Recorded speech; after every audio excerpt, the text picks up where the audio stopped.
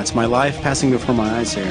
I thought I'd talk to you a little bit about my Japanese released CDs here, starting with the Spoken and the Unspoken, which was my first release here on JVC several years ago, 98 I think, something like that. This is a special CD for me because it was, I really liked the variety of it. There's quite a few different styles of music on it, some vocal, some instrumental.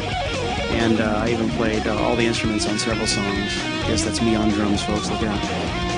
Yeah, Simon Phillips on 2 tracks and me on 2 tracks. What's wrong with this picture? But anyway, something that I really enjoyed making. I thought represented all my musical influences on one record. So kind of hard to get away with these days. But I enjoyed that one. My first release on the Favored Nations label is called That Was Then This Is Now. And of course, being asked by Steve Vai to put some music out on his label was quite an honor. And so what he wanted to do was put out music from my first 2 CDs, which were called Ear Ecstasy and Ear Ecstasy 2.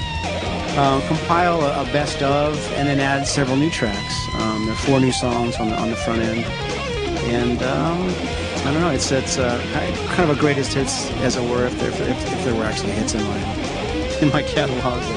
I'm proud of that one. You know, Steve was behind it and really helped promote my career around the world. So it was kind of a restarting point. After being a player for many years, it was a nice boost at that point.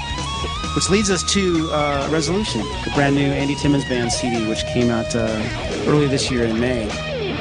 And you know, every artist talks about how their newest record is their best work and all that. But this is one that I'm really proud of for a lot of reasons. One being the tone that I was able to achieve on it, and the compositions and the performance. And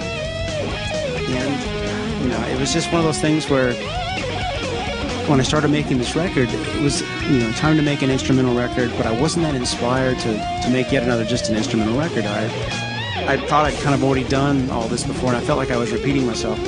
But on a couple of tracks on the first Favorite Nations record, Steve Vai had commented to me at one point when it was just one guitar, bass, and drums. He liked that sound. He thought, you can really hear the fingers on the frets.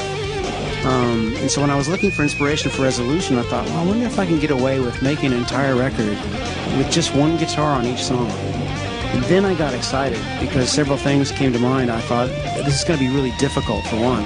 Can I keep the listener's interest song to song and for a whole record with just one guitar performance, meaning no overdubs of rhythm guitars or keyboards or doubling or tripling of melodies like I would normally do on a fully produced type of record.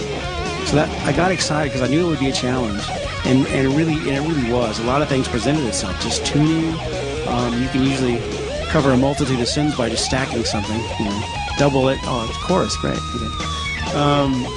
So it was a challenge. I thought, okay, this is going to be, you know, a landmark record for me, and I thought it would be fresh because I hadn't heard many guitar players approach a record like that, to be honest.